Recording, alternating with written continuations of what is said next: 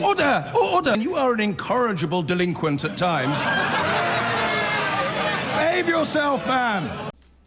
Now, in a letter seen exclusively by Newsnight, nearly 70 MPs have written to the Education Secretary saying he needs to do more to support staff teaching relationship education in schools, including LGBT rights, as the government left teachers fighting the front line in what's become a battle between parents for their religious freedoms and schools trying to enforce the law. Here's Elizabeth Glinker.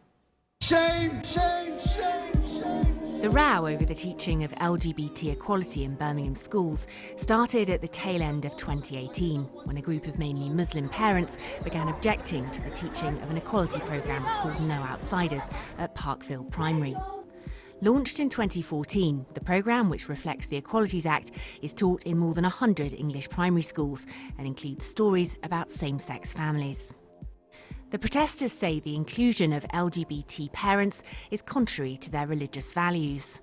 Petitions to end the equality teaching quickly turned into loud protests. And we're not going to put up with this.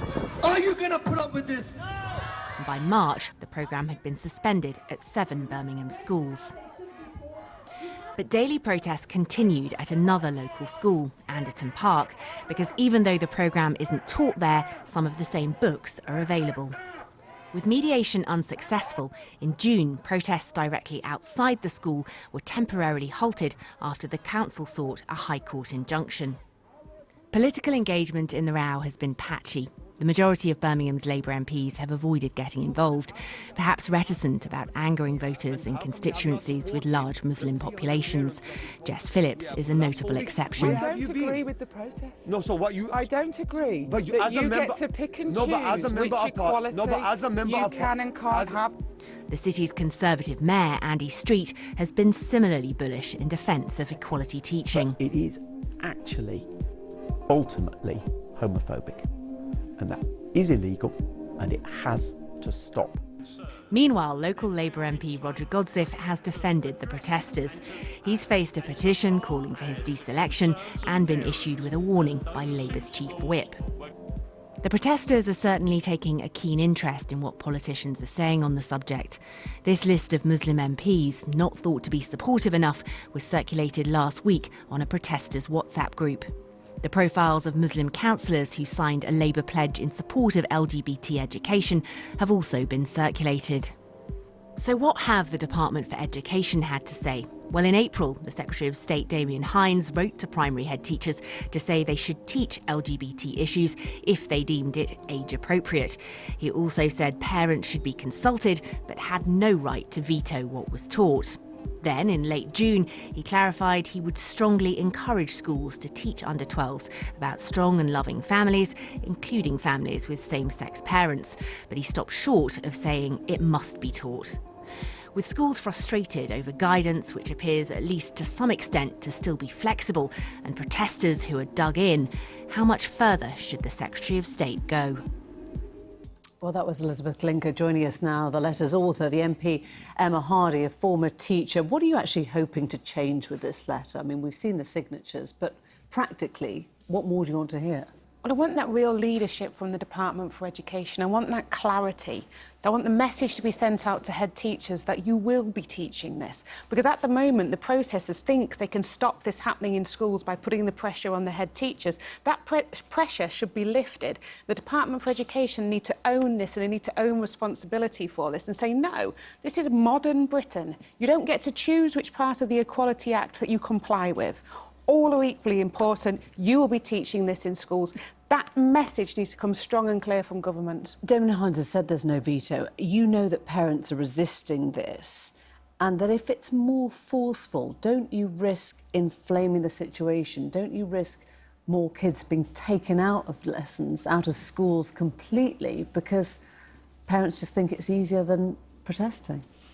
We do have to think about the rights of children, and at the moment we know that children growing up as LGBT are at significant risk of self-harming, that more of them look at committing suicide as they get older, and this can't be allowed to continue. There's lots of talk about the rights of parents. Parents have the right to remove the children. What about the children growing up? What about the children in that school? They have a right to know that how they're feeling is considered normal in modern Britain. They have a right to hear that message. Children growing up with same-sex parents And that's why it is have the law. the right. I mean, that has been made the Absolutely. law, but presumably you appreciate that the Secretary himself has a fine diplomatic line to tread in keeping as many kids in education as he can whilst upholding the law. You don't choose which part of the Equality Act you comply with. We would not be having this conversation. He hasn't chosen that. No, but we would not be having this conversation about, do we tell children when it's okay to say that you can have parents of a different race, or do we say it's okay when it's for parents to have one which may be disabled? We don't. Let's call this for what it is. This is taking one part of the Equality Act and treating it in a different way to everything else. Now, I think the Secretary of State does have a right to say that as modern Britain, the country that we live in, fundamental British values that his government introduced and said should be taught in schools should include following the Equality Act of 2010.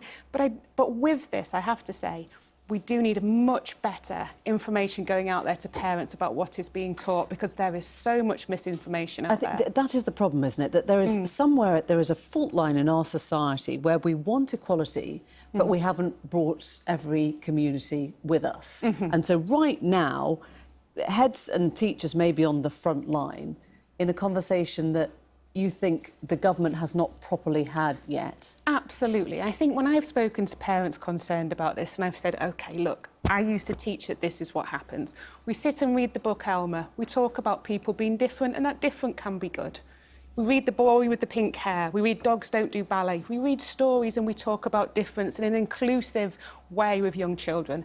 That's what we're doing. And we're saying all that matters is your parents love you. That's the message that we're giving children. And once you tell parents the Education Secretary just saying, at this point, this is the teacher's role. Heads are always saying we want more autonomy, we want to find our own way of delivering this. You don't want government interference at that level, do you?